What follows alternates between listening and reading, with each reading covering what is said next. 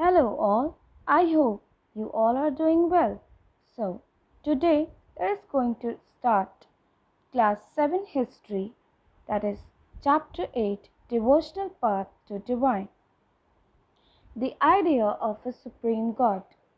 Before large kingdoms emerged, different groups of people worshipped their own gods and goddesses. The idea that all living things pass through countless cycles of birth and rebirth, performing good deed and bad, came to be accepted. Social privileges came from birth in a noble family or high caste.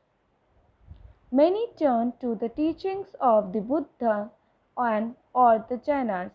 Others felt attracted to the idea of a supreme God. God and goddesses worshipped in different areas came to be identified with Shiva, Vishnu and Durga. Method of worship recommended on the Puranas were introduced into local cults. The idea of bhakti was adopted by Buddhists and the Jainas. Now, a new kind of bhakti in South India, that is the Nayanars and the Alvars. The 7th to 9th centuries, it was seen the emergence of new religious movements led by Nayanars and the Alvars. They came from all castes including those considered untouchables. They were sharply critical of the Buddhists and the Jainas. They drew upon the ideals of love and heroism as found in the Sangam literature and blended them with the value of bhakti. Hagiography of the Alvars and Nayanars were also composed. Now, difference between Nayanars and the Alvars. Nayanars, there were 63 Nayanars who belonged to different caste background. Saints were devoted to Shiva.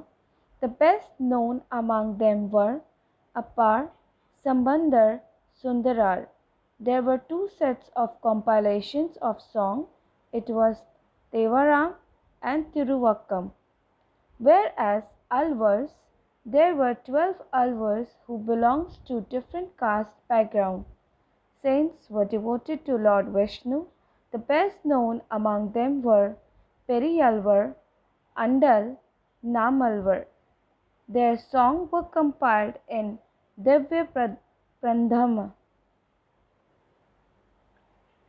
Philosophy and Bhakti.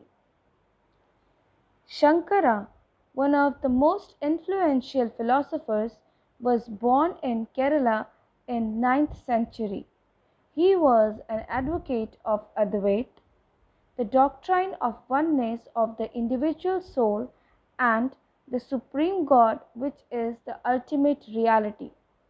His philosophy was Brahman, the only or ultimate reality, world around us to be an illusion, and preach renunciation of the world, adoption of the path of knowledge to understand the true nature of Brahman and attain salvation. Philosophy and Bhakti. Ramanujan, he was born in Tamil Nadu in the 11th century. He was deeply influenced by Alva and was devoted to Lord Vishnu. He propounded the doctrine of Vishwa Advaita. He inspired the new stand of Bhakti which developed in North India. Now, Basavana's Virashvamism. Virashava movement began in mid-12th century in Karnataka. It was initiated by Basavana. Allama Prabhu and Akkama Devi was his companion. He argued strongly for equality of human beings. He was against Brahmanical ideas about caste and treatment of women. He was also against all forms of rituals and idol worship. The saints of Maharashtra. Janeshwara Namdev, Eknath, Tukaram, Sakubai, and family of Chokamela focused on the bhakti of Vitthala. Now, Vitthala is another form of Lord Vishnu. Some of these saints belonged to lower caste. They rejected the idea of renunciation and preferred to live with their family, earning their livelihood and humbly serving fellow human beings.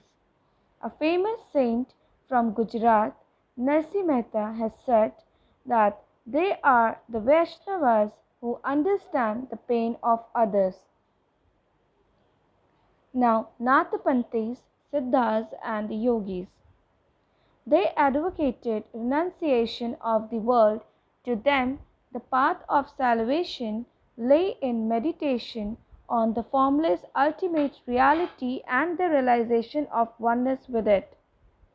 To achieve this, they advocated intense training of the mind and body through yogasanas, breathing exercise, and meditation.